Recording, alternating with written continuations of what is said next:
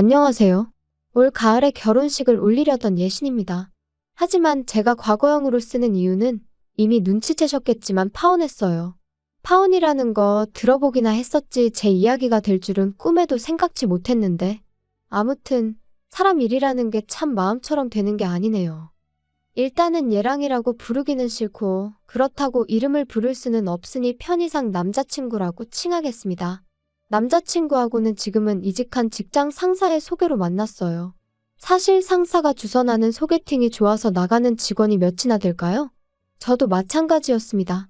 회식 자리에서 제가 무슨 말을 한 것도 아닌데 뜬금없이 저더러 제가 참 외로워 보인다며 자기 사촌동생이랑 닮아서 마음이 쓰인다나 어쩐다나. 솔직히 곱게 술이나 마시고 들어가시지 왜 나한테 저러시나. 쓸데없는 상사의 오지랖이 부담스럽고 짜증이 났던 게 사실이에요. 하지만 술자리에서 해대는 헛소리니 술 깨면 본인이 뭔 말을 했는지 기억도 못할 거다 싶었고 그래서 그냥 별말 않고 지나가려 했거든요. 그런데 이튿날 지난밤에 술은 분명히 다 깼을 텐데도 굳이 지나가는 저를 붙잡고는 자기가 소개팅을 해주겠다나요? 그리고는 제가 제대로 거절을 하기도 전에 사양 말고 만나보라 하는데 매일같이 마주쳐야 하는 상황이었으니 그렇게까지 말하는 상사의 면전에 대고 불편해서 싫습니다 하기가 쉬운 일은 아니었지요. 그리고 또 한편으론 내가 그 정도로 어디가 안 돼 보였나 싶은 게 그래서 그래 좋은 게 좋은 거다 생각하고 한번 만나나 보자 뭐 그렇게 나가게 된 자리였습니다.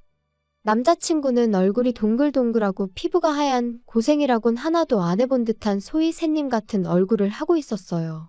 반면에 저는 일단 저부터가 운동도 좋아하고 소위 여름엔 바다로 겨울엔 산으로 떠나는 사람이었다 보니 본능적으로 이 남자랑 나랑은 안 맞겠구나 그런 느낌이 딱 오더라고요. 그런데 남자친구는 그런 제 마음을 전혀 눈치채지 못했던 건지 계속해서 자기 얘기만 해나가기 바빴습니다. 한마디로 자기 PR이 따로 없었죠. 대학교 졸업하고 중소기업을 잠깐 다니다가 회사 사정으로 하루아침에 백수가 되었고 이후로 이런 일은 두 번 다시 겪고 싶지 않아서 3년의 공부 끝에 9급 공무원이 되었다나요? 그리고 그때 저는 이미 남편에 대한 호기심이 바닥난 상황이었기에 아, 네, 그러셨군요를 적당히 섞어가며 대화에 임할 뿐이었네요. 하지만 그런 남편과 제가 의외의 곳에서 공통점을 발견했는데 그건 바로 둘 다 놀이공원을 좋아한다는 점이었어요. 사실 30이 넘어간 이후로는 같이 놀이공원 갈 친구들을 찾는 것부터가 쉬운 일이 아니었거든요. 그렇다고 혼자 가기도 그렇고 여담이지만 아닌 게 아니라 혼자서 놀이공원에 가본 적이 있는데 사실 대부분의 놀이기구들이 둘이 타거나 넷이 타거나 아무튼 짝수로 떨어지는 경우가 대부분이에요. 그러니 혼자인 저로서는 시쳇말로 꼽사리를 낄 수밖에 없었고 그럴 때마다 얼마나 불편하고 괜히 눈치까지 보여서는. 그래서 그 이후로는 놀이공원은 저에겐 말 그대로 그림의 떡이나 마찬가지였습니다. 그런데 남자친구가 그럼 앞으로 자기랑 가자고 하더라고요. 자기도 너무 가고 싶었는데 그동안 같이 갈 사람이 마땅치 않아서 못 가고 있었다면서 말이죠. 그렇게 한 가지 공통점을 발견하고 나니 그때부턴 대화가 비교적 무르르듯 이어져 가기 시작했습니다. 그리고 헤어질 땐 너무나 자연스럽게 다음 약속을 정하고 있는 저희의 모습을 볼 수 있었죠. 이후로 저희는 2년이란 시간을 사귀었고 사귀는 동안은 정말 웃음이 끊일 일이 없었어요. 평일엔 각자의 일로 바쁘다 보니 주말 중 하루를 온전히 같이 보내는 식으로 데이트를 했는데 사실 연애하면 만나서 하는 일들이 뻔하잖아요. 밥 먹고 영화 보고 차 마시고 그 코스에서 좀 벗어나봤자 뭐 어디 전시회를 본다던가 그 정도 그렇죠? 그런데 저랑 남자친구는 정말 전국 방방곳곳으로 크고 작은 놀이공원들을 찾아다녔어요. 남들과는 다른 특별한 연애를 하고 있다는 사실에서 오는 그 만족감이 정말 컸었답니다. 그런데 그렇게 잘 맞던 저희가 결국 이렇게 파혼의 길을 걷게 된 건 바로 어머님 때문이에요. 물론 누군가는 시어머니 될 사람만 문제였겠냐, 네 남자친구도 문제였을 거라고 말할 테고 저도 그 말을 딱히 부정할 생각은 없지만요. 말 그대로 어머님의 말도 안 되는 억지를 남자친구가 중간에서 제대로 컷만 해줬어도 제가 파혼까지 생각지는 않았을 테니까요. 하지만 피는 물보다 진하다더니 아니 그 부모의 그 자식이라더니 결국 남자친구도 어머님하고 별반 다를 게 없었던 거죠. 남자친구에게 프로포즈를 받고 제가 그러자 하면서 본격적으로 결혼 이야기가 오가기 시작했어요. 그리고 연애하는 동안에는 민감한 주제 같아서 묻기가 어려웠지만 결혼 이야기를 하려면 더는 피하는 게 능사는 아니겠다 싶어서 제가 먼저 제 재정 상황을 오픈했습니다. 오빠, 우리 이제 돈 이야기를 좀 해야 될 것 같은데, 그치? 일단 내 얘기 먼저 할게. 나는 직장 생활하면서 모아둔 돈은 8천 정도 있고, 연봉은 작년에 연봉 협상에서 5천 조금 넘어. 그리고 부모님께서 아마 얼마 정도는 도와주실 것 같긴 한데, 그게 얼마나 될지는 모르겠네. 오빠는 어때? 보라가 생각보다 돈을 많이 모아놨구나. 근데 연봉이 5천이면 너가 지금 직장 생활 8년 차라며. 네 업계 내에서 좀 적은 거 아닌가? 작년에 연봉 협상할 때 잘 좀 하지 그랬어? 글쎄, 난 내가 적게 받는다고 생각해 본 적은 없는데. 하긴 돈이야 많으면 많을수록 좋은 거니까. 근데 오빠, 딴소리 하지 말고 오빠 얘기 좀 해봐. 어때? 오빤 좀 모아놓은 거 있어? 하지만 결정적인 타이밍에 남자친구는 전화가 걸려왔다는 둥, 화장실 좀 다녀오겠다는 둥 말 같지도 않은 핑계를 대기 일쑤였고 그렇게 어물쩍 얼렁뚱땅 무려 2주라는 시간이 흘러갔어요. 그래서 더는 안 되겠다 싶어서 제가 한 번은 좀 짜증을 냈습니다. 결혼을 하자고 한 건 오빠인데 왜 이렇게 딴소리만 하느냐고. 좀 진지할 수 없겠냐고요. 그리고 그제서야 남자친구가 씁쓸한 얼굴로 꺼내는 말이 너도 알다시피 내가 공무원 된 지 몇 년 안 됐잖아. 그리고 공무원 하기 전에는 공부한답시고 어머니 돈을 가져다 썼었고. 그래서 내가 공무원 되고 나서는 어머니한테 돈을 좀 챙겨드렸어. 그러다 보니까 돈을 많이 못 모은 게 사실이고 미안해. 너 볼 낯이 없어서 내가 말을 못했어. 그런 사정이 있었으면 처음부터 솔직하게 말하지 그랬어. 근데 그럼 그래서 얼마나 있다는 건데? 난 오빠가 결혼하자고 해서 어느 정도 준비가 되어 있는 줄 알았거든. 나 2천만 원 있어. 그리고 지금 사는 집 보증금 1,000만 원 있고. 어머니가 얼마나 보태주실 수 있으실지는 모르겠다. 전에 지나가는 말로 도와주실 거라고 하시긴 하셨는데 제대로 얘기는 안 해봤거든.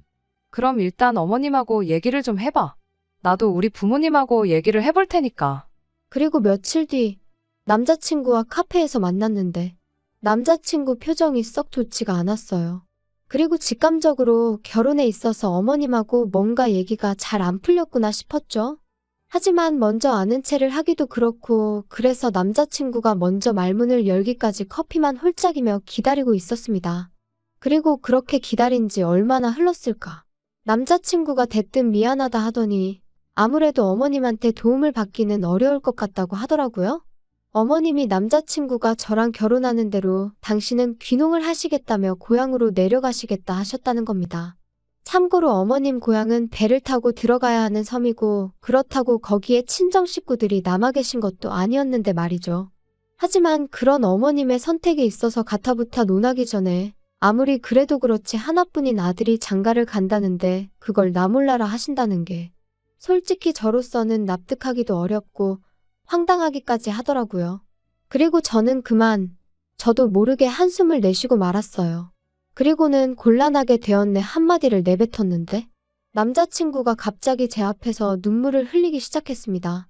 자기가 정말 미안하다면서 이럴 줄 알았으면 그렇게 프로포즈를 하고 그러는 게 아니었는데 자기가 경솔했네 어쩌네 그러더라고요. 그리고 그렇게 우는 남자친구를 보고 있으니 괜히 내가 스트레스를 준 건 아닌지 제가 다 미안해지더라니까요. 남자친구한테는 오빠 잘못이 아니다 괜찮다 했지만 집에 돌아온 제 속도 말이 아니었어요. 얼마나 대단한 집의 딸로 자란 건 아니었어도 나름대로 남부럽지 않게 자랐거든요. 그리고 저도 나이가 나이였던 만큼 나름대로 보고 들은 게 있었죠. 아무리 세상이 달라져서 남자가 집을 해오는 일은 흔치 않다 했지만 그래도 다들 나름대로 받을 건 받고 가던데 허심탄회하게 털어놓자면 정말 여러 가지로 마음이 복잡했어요. 제 자신이 속물인가 싶으면서도 한편으론 나도 사람이고 여잔데 바랄 수도 있는 거지 합리화도 해봤다가 하지만 어떤 식으로 생각해도 스스로 답을 내릴 수가 없었기에 결국 저는 친정부모님께 모든 상황을 있는 그대로 이실직고하였습니다. 남자친구는 홀어머니이신데 결혼을 하게 되더라도 아무런 지원도 받을 수 없는 상황인 것 같다고 말이에요. 그리고 아니나 다를까 저희 부모님은 눈앞이 깜깜하다 하시며 조심스레 이쯤에서 헤어지는 게 어떻겠냐. 남의 집 기둥은 뽑아오는 게 아니다 그러시대요? 솔직히 부모님 말씀이 어디 하나 틀리지 않았다는 건 저도 잘 알고 있었어요. 저를 걱정하고 생각해서 해주시는 말씀인 것도 알고 있었고요. 하지만 한편으로는 그래도 저희 부모님은 다른 사람들과는 달랐으면 했었나 봅니다. 괜찮다고 우리가 다 책임져 줄 테니 걱정 마라 뭐 그런 걸 기대했던 건지도 모르겠네요. 그리고 그 마음이 너무한다는 볼멘 소리로 튀어나갔던 거죠. 돈이 전부냐? 사람의 내면을 봐주셔야 하는 거 아니냐? 아직 오빠를 한번 제대로 만나보신 적도 없지 않으시냐? 지금 생각해보면 뭐 한다고 그렇게 부모님 가슴에 상처를 냈는지. 그리고 결국 자식 이기는 부모 없다고 저희 부모님께서는 그럼 일단 오빠를 한번 만나보겠다 하셨어요. 제 말대로 사람 됨됨이를 직접 보고 판단하시겠다고요. 그래서 바로 그 주 주말 자리가 만들어졌습니다. 남자친구는 저와 처음 만나던 날보다 몇 배는 더 긴장이 된다며 청심환까지 챙겨 먹고 저희 집에 왔어요. 나름대로 저희 어머니한테 드릴 꽃바구니에 아버지께 드릴 홍삼 세트도 사서 말이에요. 그리고 그런 남자친구의 모습에 저는 나름대로 좀 안도를 했지요. 웃는 얼굴에 침 못 뱉는다고 저렇게까지 해왔는데 좋게 봐주시겠지 그런 기대가 있었달까요? 그리고 아니나 다를까 친정어머니는 안 보고 싶다 불편하다 하셨지만 막상 점심상은 말 그대로 상다리가 부러질 만큼 한상 가득 차려주셨고 남자친구는 이 정도의 환대는 기대도 안 했었다며 입이 귀에 걸렸더라고요. 아무튼 전반적으로 식사가 끝날 때까진 분위기가 화기애애하니 무척이나 좋았습니다. 그런데 이제 후식을 먹으면서 본격적인 대화가 오가기 시작했고 저희 아버지께선 돌려 말하지 않겠다 하시더니 그래서 정확히 결혼을 어떻게 할 거냐 물으셨어요. 프로포즈를 할 때는 나름대로 계획이 있었을 거 아니냐 하시면서 한번 들어보자고요. 그리고 남자친구가 한 대답은 저조차 감싸주기 어려울 만큼 황당하기 짝이 없었습니다. 일단 결혼을 하고 오피스텔을 구해서 살려고 했습니다. 요즘 오피스텔은 풀옵션이라서 따로 가전제품 같은 건 안 사도 되니까. 필요한 가구들만 간단히 사서 살다가 적당한 집을 구하면 그때 제대로 시작하려고 했습니다. 그게 단가? 그게 자네가 생각하는 앞으로의 계획이었나? 나머지는 차차 보라랑 상의해가며 정하려고 했습니다. 답답하네 그려 답답해. 그러면 어머님은 자네의 이런 생각을 아시나? 알고 계십니다. 뭐라고 안 하시던가? 별 말씀 없으셨습니다. 어머니는 어머니대로 요즘 귀농 문제로 많이 바쁘셔서요. 이후로 몇 마디의 대화가 더 오고 갔지만 이미 분위기는 가라앉을 대로 가라앉은 상황이었고 남자친구도 뭔가 잘못되었다고 느꼈는지 일단은 돌아가 보겠다며 자리에서 일어나더라고요. 그리고 저희 부모님 두 분 다 말이라도 더 있다가지 그러냐 그런 말조차 안 하셨어요. 그렇게 남자친구를 배웅하고 돌아오자 부모님께서 이 결혼은 안 되겠다 하셨습니다. 아무리 사람이 좋아도 너도 보지 않았냐며? 저렇게 생각도 없고 계획도 두리뭉실한 사람한테 저를 어떻게 보내냐고 절대로 안 된다 그러시더라고요. 그리고 저도 그런 부모님한테 더는 대들 수도 없었어요. 제가 보기에도 한심하기 짝이 없었으니 말이지요. 그런데 이틀 뒤 남자친구에게서 생각지도 못한 소식을 듣게 되었습니다. 자기가 저희 집에 다녀간 이후로 어머님과 이야기를 나눴는데 어머님이 저희 신혼집 문제를 해결해 주시겠다 하셨다는 거예요. 너무 놀라서 저도 모르게 정말이냐고 소리를 질렀다니까요. 남자친구가 말하길 어머님께서는 어차피 섬으로 내려가실 거고 집이란 건 사람이 살지 않으면 금세 망가지기 마련이니 리모델링만 해서 살라고 하셨답니다. 그 리모델링 비용이 대략 4천이 넘었기에 솔직히 좀 당황스럽긴 했지만 아무튼 그때는 그래도 그런 걱정보다는 당장 저희 부모님을 다시 한번 설득해 볼 수 있겠다는 생각뿐이었어요. 그래서 퇴근하자마자 불이 나게 집으로 향했지요. 그리고 제 예상대로 친정부모님께선 제 이야기를 들으시곤 잘됐다며 무척 기뻐하셨어요. 하지만 한편으론 갑자기 남자친구 어머님이 태도를 달리하신 데는 분명 이유가 있을 거라며 그 이유가 뭔지 남자친구에게 제대로 물어보라고 하셨습니다. 저는 부모님의 걱정이 좀 과한 거 아닌가 싶었지만 돌다리도 두들겨보고 건너라는 옛말처럼 확실히 해둬서 나쁠 건 없다 싶었기에 알겠다고 했고요. 그런데 며칠 뒤 남자친구 어머님을 처음 뵙는 자리에서 저는 생각지도 못한 사실을 알게 되었습니다. 그래, 부모님께서 결혼하는 거 허락하셨다고? 네, 어머님 덕분에 허락받았어요. 정말 감사합니다. 그래, 이 집이 내가 안 고치고 살아서 좀 낡아서 그렇지. 싹 고쳐놓으면 웬만한 아파트 못지 않을 거다. 여기가 내가 알아보니까 보통 전세로 들어오려면 2억 5천은 줘야 된다더라고. 그러니까요. 정말 감사해요. 뭐 말로는 가을쯤 식을 올렸으면 한다면서? 그럼 내가 너희 식 올리는 거에 맞춰서 내려가야겠네. 그러니까 아들, 차질 없이 돈을 준비해줘야 한다. 그건 나중에 얘기해요, 어머니. 잠깐만, 무슨 돈? 돈 이야기면 이제 나도 알아야 하지 않을까? 어머님, 그게 무슨 소리예요? 니들 둘 다 반응이 왜 이러니? 참나, 전세금 줘야 할 거 아냐? 전세금이라니 그게 무슨 말씀이신지. 어머님 내려가서 사신다는 그 섬, 거기에 전세 구하시는 거예요? 오빠가 도와드리기로 했어? 아니, 쟤는 왜 아까부터 뚱딴지 같은 소리를 한다니? 이 집 너희가 들어와서 살 거잖아. 그러면 나한테 전세금을 줘야 할 거 아니냐? 네, 정말요? 저는 어머님이 그냥 저희 들어와서 살라고 하신 줄 알았어요. 오빠가 그렇게 말했잖아. 어머님이 우리 들어와서 살라고 하셨다고. 아니, 그러니까 그게 맞긴 맞잖아. 들어와서 살라고 하셨으니까. 전세니 뭐니 그런 이야기는 없었잖아. 우리가 드릴 돈이 어딨어. 왜 없어? 우리 둘이 모아둔 돈하고 너희 부모님이 좀 도와주신다며. 그게 어머님한테 전세금으로 드리라는 뜻은 아니지. 그리고 어머님 그러면 저희 이 집 살다가 이사 나간다고 하면 전세금 돌려주시는 거죠? 어머님 말씀대로 전세니까. 그거야 뭐 상황 봐서 줄 수 있으면 주겠지. 그게 무슨 말씀이세요? 확실하게 말씀해 주셔야죠. 야, 너도 생각을 해봐라. 내가 너희한테 그 전세금 받아서 귀농 정착금으로 쓰고 어쩌고 하면 솔직히 얼마나 남겠니? 그래도 뭐 너희 나갈 때 새로운 세입자만 구해진다고 하면 뭐 그 사람한테 받아서 주면 되기야 하겠다만 아무튼 그런 건 나중 일이니 지금 왈가왈부할 필요는 없잖니? 그리고 전세금은 내가 그래도 니들은 내 자식이니까 딱 2억만 받는 거야. 아, 예단은 안 해와도 되니까 리모델링은 제대로 싹 해라. 알겠지? 생각지도 못한 황당한 어머님의 요구에 저는 말 그대로 할 말을 잃었습니다.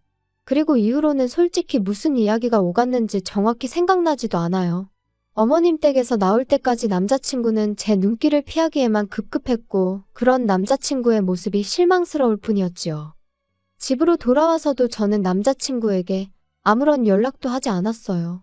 어땠냐는 친정부모님의 질문에도 나중에라고만 답했을 뿐 말 그대로 참담한 심정이었거든요.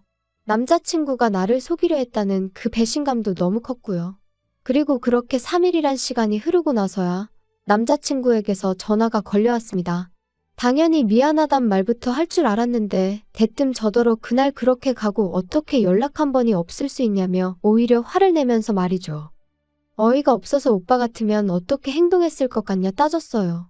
꼭 마치 집이라도 해오는 것 마냥 설레발을 쳐서는 나는 물론이고 친정부모님까지 오해하게 만들고는 어떻게 수습할 생각이었냐고요. 그러자 남자친구가 한다는 말이 어머님한테 2억을 드리는 게 그렇게 억울하냐입니다. 어머님이 2억을 못 주겠다 하시면 우리가 빌라에서 안 나가면 그만 아니냐고. 단순하게 생각하면 솔직히 아무 문제될 게 없는데 제가 욕심을 내니까 그게 문제인 거라면서 말이에요. 그리고는 덧붙인다는 말이 나중에 어머님 돌아가시고 나면 빌라는 어차피 우리 거 되는 건데 전세니 뭐니 그런 의미 없는 단어에 연연하지 말라나요? 어이가 없어서 하나만 물어보자 했습니다. 오빠 말이 다 맞다 치고 결혼했다 치자고. 그랬는데 어머님이 섬생활 몇 년 하시다가 지겨워서 못 살겠다 하고 올라오시기라도 하면 그래서 당신이 이 집에서 살아야겠다고 우리 나가라고 하시면 어쩔 거냐고요. 2억도 안 주시고 집은 집대로 내놓으라고 하시면 오빠가 어머님하고 시시비비를 가릴 수 있겠냐고 말이죠. 그랬더니 남자친구가 한다는 말이 저더러 넌 왜 이렇게 융통성이 없냐며 그럴 땐 같이 살면 되지 꼭 한쪽이 비켜줘야 하냐는 거예요.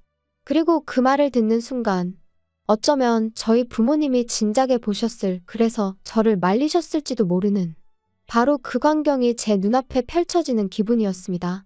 저희 부모님 돈을 말 그대로 처바른 속만 번지르르 한 좁디 좁은 빌라에서 어머님과 남편에게 시달리는 제 모습을 말이죠. 그리고 눈앞에 그 광경이 펼쳐지기가 무섭게 저는 뒤통수를 망치로 세게 맞은 듯 했습니다. 제가 제 스스로 불구덩이로 들어가려 했다는 걸 깨달았으니까요. 그날 밤, 저는 남자친구에게 이별을 고했어요. 다른 건 하나도 안 보고 오빠 한 사람만 보려고 했는데, 오빠는 나 말고 어머님도 봐야 하고, 아니 어머님부터 챙겨야 할 것 같다고. 그리고 나는 그런 꼴을 이해해가며 살 만큼 마음이 넓은 사람이 아니니 헤어지자고요. 솔직히 말해서 넌 결혼 준비가 안 된 자식이니까 결혼 준비부터 제대로 해놓고 여자를 찾아라. 아주 단도직입적으로 쏘아붙이고 싶은 마음도 없던 건 아니었어요. 하지만 제 나름대로 성숙한 이별을 해보려고 했습니다. 그래야 적어도 남자친구와 만나온 2년 좀 넘는 시간이 허무하게 끝나지 않을 것 같았거든요. 하지만 남자친구는 끝까지 그런 제 작은 바람 하나 제대로 들어주지 못했습니다. 저더러 이제 보니 돈밖에 모르는 X였다면서 저 같은 속물은 처음 봤다고. 아직 결혼도 안 했는데 벌써부터 자기 어머니라도 모시게 될까봐 벌벌 떠는 모습을 보니 자기가 더 정이 떨어진다나 어쩐다나요? 그 정도 눈치는 있으니 어디 가서 밥은 안 굶겠네. 저도 나중엔 너무 열받아서 저렇게 답장하고 차단해버렸네요. 여기까지가 어디 가서 말하기도 민망한 제 파혼 이야기예요. 그리고 처음엔 솔직히 다른 사람 탓도 많이 했어요.